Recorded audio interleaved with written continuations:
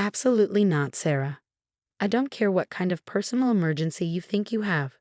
The Peterson account presentation is next week, and I need everyone focused and present.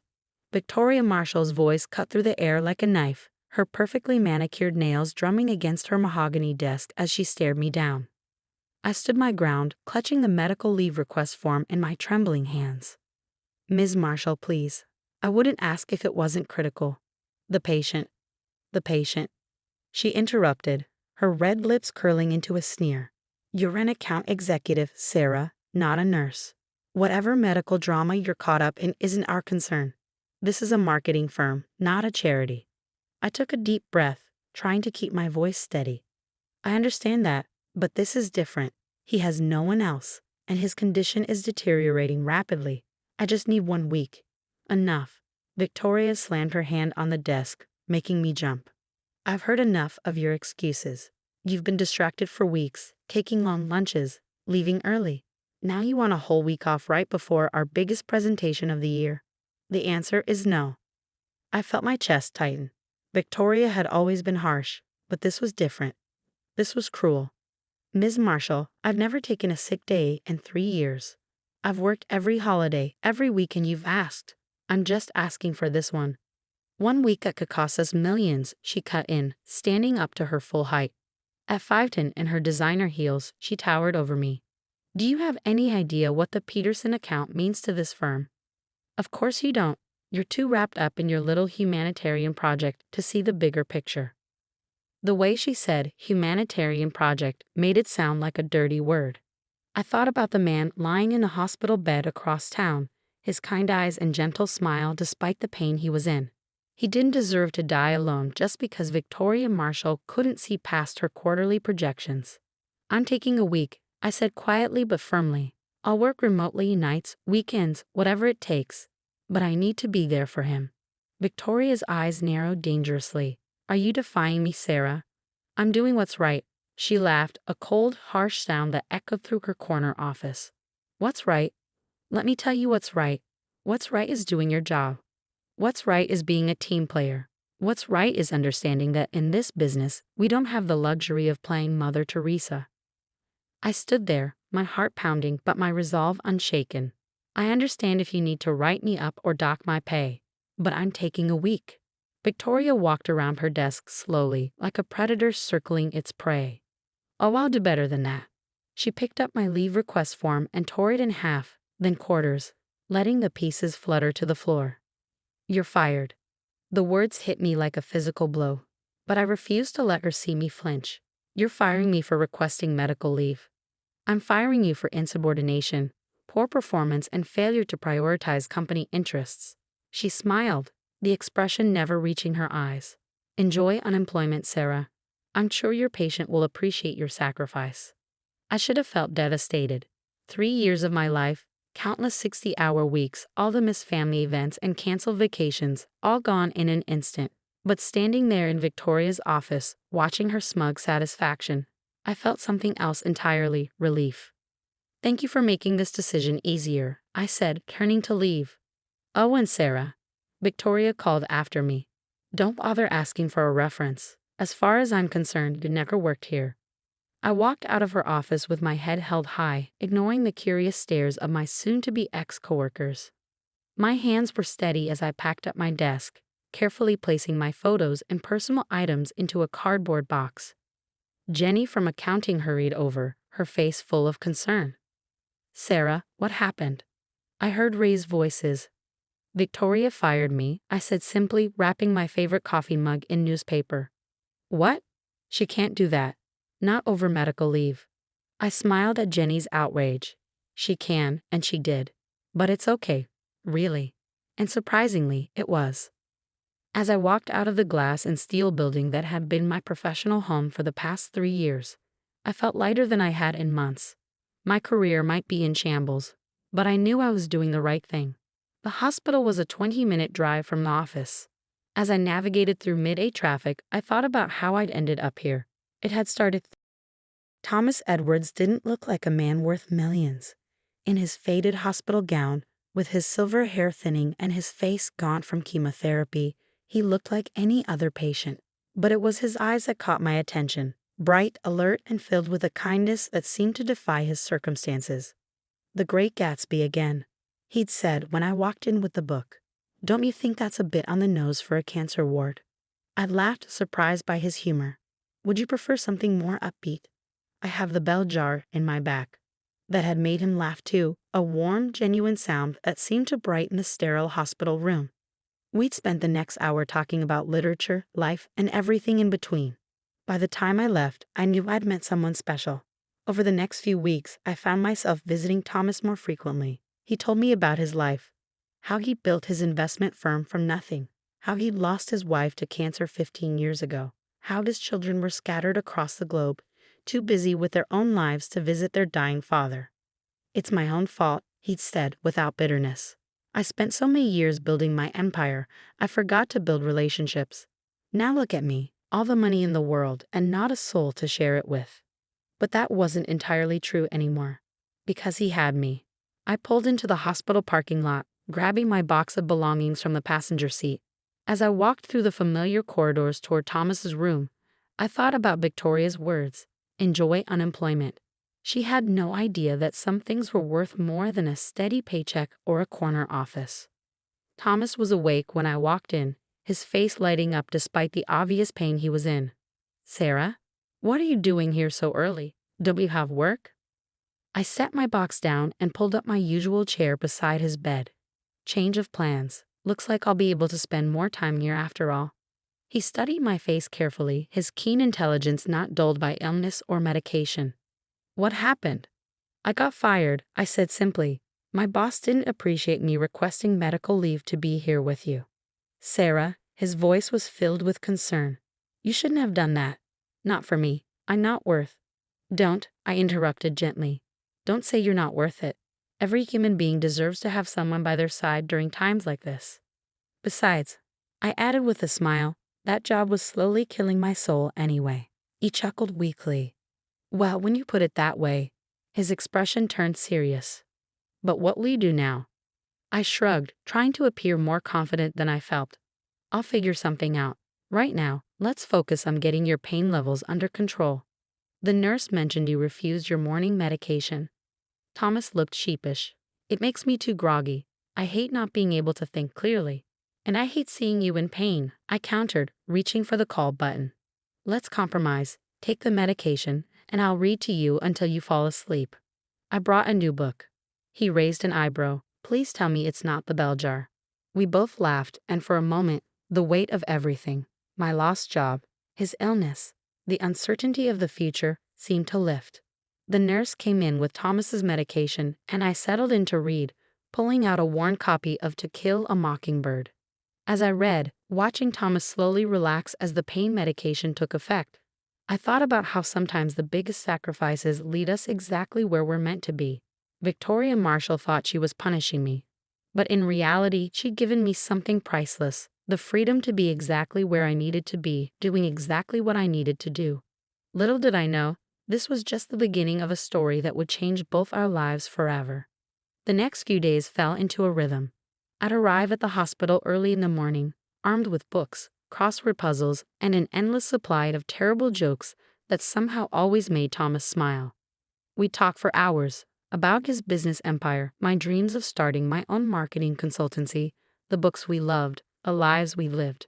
Between monitoring his medication schedule and coordinating with his medical team, I learned more about Thomas Edwards the man, not just Thomas Edwards the patient.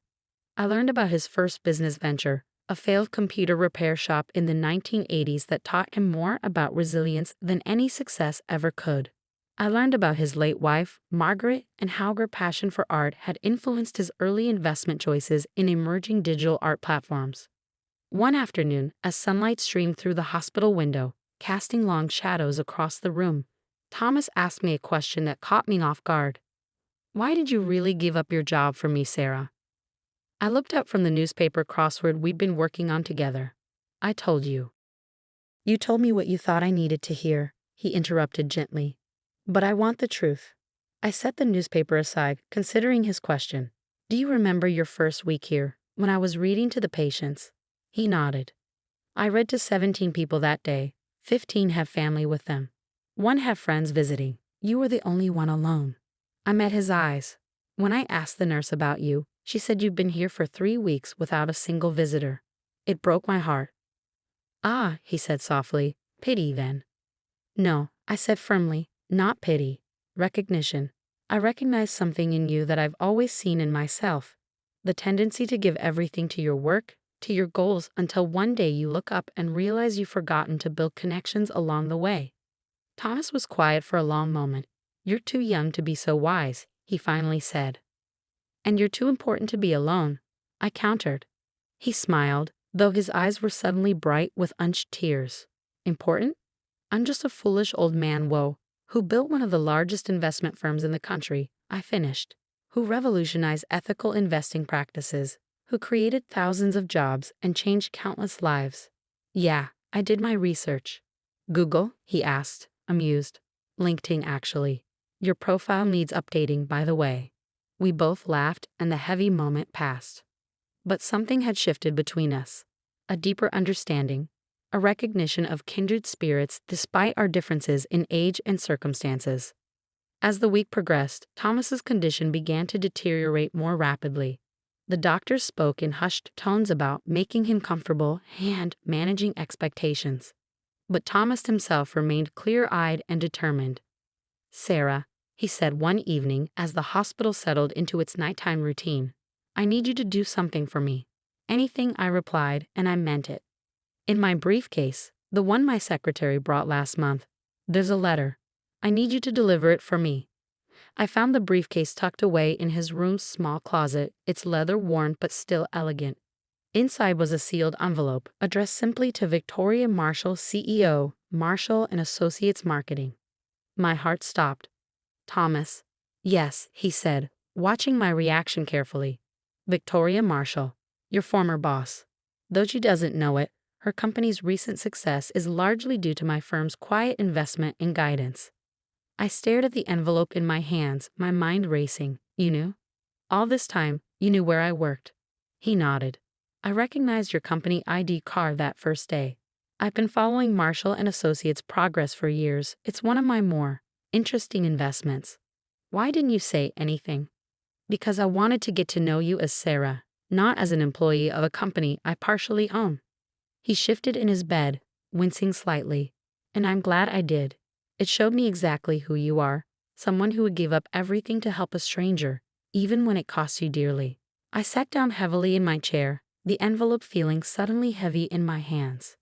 What's in the letter? The truth, he said simply. About investment strategies, about company direction, about leadership. He paused, his expression hardening slightly.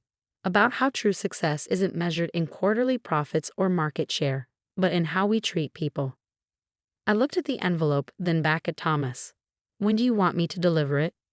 Tomorrow, he said. I think it's time Victoria Marshall learned a few things about the real costs of success. As I left the hospital that night, the letter safely tucked in my bag, I couldn't help but wonder what tomorrow would bring.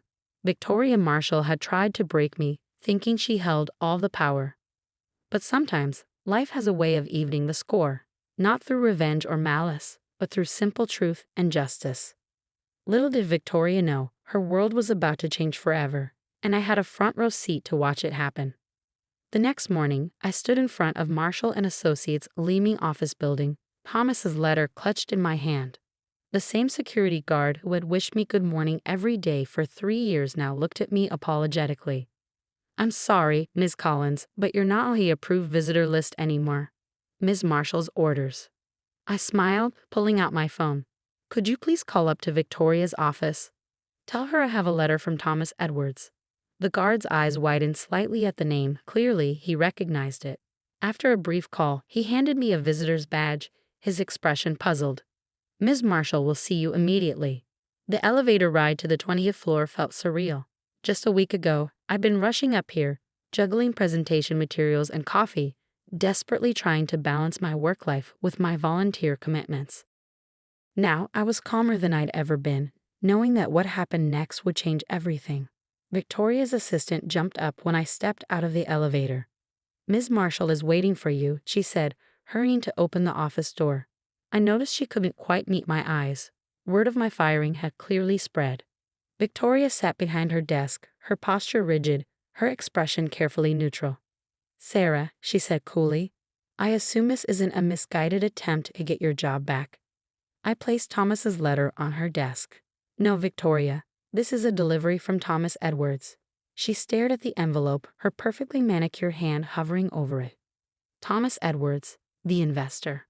The same. I sat down without being invited, enjoying the flash of annoyance that crossed her face. He asked me to deliver this personally. Victoria's eyes narrowed as she picked up the envelope. How do you know Thomas Edwards? He's my patient, I said simply. The one you fired me for helping. The color drained from Victoria's face as the implications hit her. Her hands trembled slightly as she opened the letter, her eyes scanning the contents rapidly. I watched as her expression shifted from disbelief to horror to something close to panic. This can't be right, she whispered, more to herself than to me. What's wrong, Victoria? Not the letter you were expecting. She looked up at me, her usual composure completely shattered. He's pulling his investment. All of it, effective immediately. She shuffled through the papers frantically. This would ruin us. The Peterson account, the new office expansion, everything. It's all backed by his firm. I know, I said quietly. You know. Her voice rose sharply. You knew about this and you didn't say anything. When exactly should I have mentioned it? While you were firing me, or while you were threatening to blacklist me from the industry? Victoria stood up abruptly, starting to pace behind her desk. We have to fix this. You have to help me fix this. Talk to him, explain that it was all a misunderstanding. A misunderstanding. I interrupted, my voice hardening. You fired me for trying to help a dying man. You mocked my compassion and treated basic human decency like a character flaw. That wasn't a misunderstanding, Victoria. That was a choice. She stopped pacing, turning to face me. Please, she said, and I was shocked to hear real desperation in her voice. I'll give you your job back, a promotion, a raise, whatever you want. Just help me save this. I thought about Thomas, lying in his hospital bed, still thinking of others even as his own time grew short. I thought about all the employees at Marshall and Associates who lived in fear of Victoria's moods and arbitrary decisions. I thought about Jenny from accounting crying in the bathroom after another public humiliation, and Mark from creative who had missed his daughter's recital because Victoria demanded last-minute changes to a presentation. I don't want my job back, I said finally, but I will tell you what Thomas told me to say when you made this offer. She leaned forward eagerly. Yes. He says you have a choice. You can keep his investment, keep your position, keep everything, but only if you agree to some changes. What changes? I pulled out another envelope, this one containing the document Thomas had drafted late last night. Complete restructuring of the company's management style. Implementation of proper work-life balance policies, fair medical leave, regular employee satisfaction surveys with real consequences for poor leadership. Oh, and, I pause, enjoying the moment, I'll be overseeing the changes as the new director of employee relations. Victoria's jaw dropped. You're joking. Thomas Edwards doesn't joke about business, I said. You have until the end of the day to decide. Accept these terms or watch everything you've built crumble. She sank into her chair, all pretense of superiority gone. He's really dying, isn't he? Yes, I said softly. He is, and his last act in business will either be saving this company from its toxic culture or making an example of it. The choice is yours. Victoria stared at the documents for a long moment. Finally, she looked up at me, and for the first time, I saw something like respect in her eyes. You planned this, didn't you? Getting close to him, telling him about the company. I shook my head. No, Victoria. I just showed kindness to someone who needed it. Everything else, I gestured to the letters on her desk. This was all Thomas. He's been watching this company for years, waiting to see if you'd grow into the kind of leader he could trust. Last week, you showed him exactly who you are. The silence that followed was heavy with understanding. Victoria picked up a pen, her hand only slightly shaking as she signed the documents. I assume you'll want your own office. Corner office, I corrected. With a view. And I start next week. When I left Victoria's office, the whole floor was eerily quiet. Word would spread soon enough about what had happened, but for now, I savored the peace. I had one more stop to make. Thomas was sleeping when I returned to the hospital, his breathing shallow but steady. I sat in my usual chair, taking his frail hand in mine. "It's done," I said softly. "She signed everything." His eyes fluttered open, and a small smile crossed his face. "Never doubted she would. Victoria Marshall isn't stupid. Ruthless, maybe, but not stupid." "Thank you," I said, squeezing his hand gently. "For everything." He shook his head slightly. "No, Sarah. Thank you. You showed me that even at the end, it's possible to make a difference, to leave things better than we found them." Over the next few days, I split my time between the hospital and the office, setting up the new policies that would transform Marshall and Associates. Victoria, to her credit, threw herself into the changes with the same intensity she'd once used to terrorize her employees. Maybe she was just protecting her investment, or maybe something had genuinely shifted in her understanding of leadership. Thomas held on long enough to see the first employee satisfaction survey results, smiling weakly as I read him the overwhelmingly positive responses. "See," he whispered. "Sometimes the best investments are in people." He passed away peacefully 3 days later, holding my hand as I read to him from The Great Gatsby, his final joke about inappropriate book choices for a hospital ward. At his memorial service, I was surprised by the number of people who attended. Not just business associates and employees, but people whose lives he had touched in quiet ways. Scholarship recipients, small business owners he'd mentored, charity workers he'd supported anonymously. Victoria was there too, standing quietly at the back, looking thoughtful. A month later, I sat in my new corner office, reviewing applications for our expanded employee assistance program. Jenny from accounting poked her head in, grinning. "You'll never believe what just happened," she said. "Victoria approved all the flexible working requests. All of them," and she smiled while doing it. I laughed, glancing at the photo of Thomas I kept on my desk. "People can surprise you sometimes," I said, "especially when someone shows them a better way."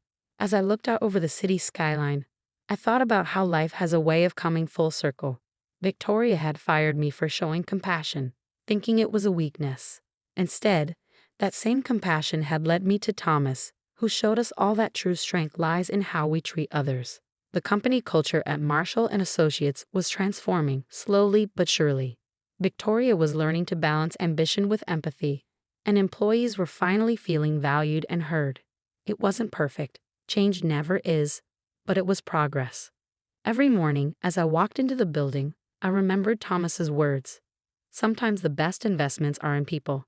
He had invested in me when I was just a volunteer reader, seeing something worth nurturing. Now I was investing in others, creating the kind of workplace where kindness wasn't seen as weakness, and where success was measured not just in profits, but in the lives we touched. Victoria still had her moments of old habits creeping back, but now there was a system in place to check her worst impulses. More importantly, she was beginning to see the benefits of a happier, more loyal workforce. Productivity was up, turnover was down, and our reputation in the industry was soaring. 1 year to the day after Thomas's passing, I received a package from his lawyers. Inside was a letter, written in his familiar shaky handwriting during his final days. "Dear Sarah, if you're reading this, a year has passed since our paths crossed. I hope by now you've seen the fruits of our little experiment in corporate transformation. But more than that, I hope you've realized something about yourself. You see, when you walked into my hospital room that first day, I didn't just see someone with a kind heart. I saw a leader, someone who understood that true power comes not from authority, but from empathy, someone who could change not just one company, but potentially an entire industry's approach to human capital. That's why I've left you something else: voting shares in my investment firm. Use them wisely. Look for other companies like Marshall and Associates, businesses with potential held back by toxic leadership. Change them too. You once told me that you gave up your job because you recognized something in me. Well, I recognize something in you too, the future of ethical business leadership. Make me proud. With gratitude and faith, Thomas." I sat in my office for a long time after reading that letter, watching the sun set over the city. In my inbox were dozens of emails from other companies asking about our transformation, wanting to know our secret. On my desk were reports showing record profits alongside unprecedented employee satisfaction scores. Victoria knocked on my door, holding 2 cups of coffee, a peace offering that had become our weekly tradition. Good news, she said, handing me a cup. The Peterson account just renewed their contract. They said it's because of our new corporate culture initiatives. I smiled, thinking of that day a year ago when she fired me over this same account. Funny how things work out, isn't it? She nodded, looking thoughtful. You know, I never thanked you properly for what you and Thomas did. You could have destroyed this company, but instead you saved it. Saved me too, if I'm being honest. Thank Thomas, I said softly. He believed in the power of second chances. And third and fourth, Victoria added with a wry smile. I should know. As she left my office, I looked again at Thomas's letter. Make me proud, he'd written. But I knew he already was proud, not just of me, but of every person in this building who had embraced change, who had learned to balance profit with compassion, who had discovered that success and kindness weren't mutually exclusive. Tomorrow, I would start looking at other companies, seeking out those who needed the same transformation.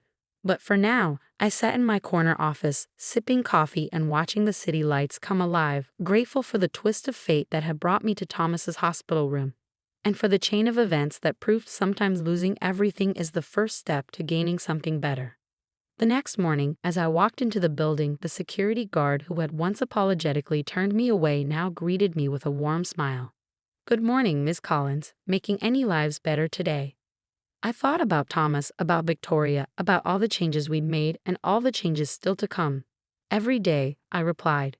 That's what good investments are all about. And somewhere I knew Thomas was smiling.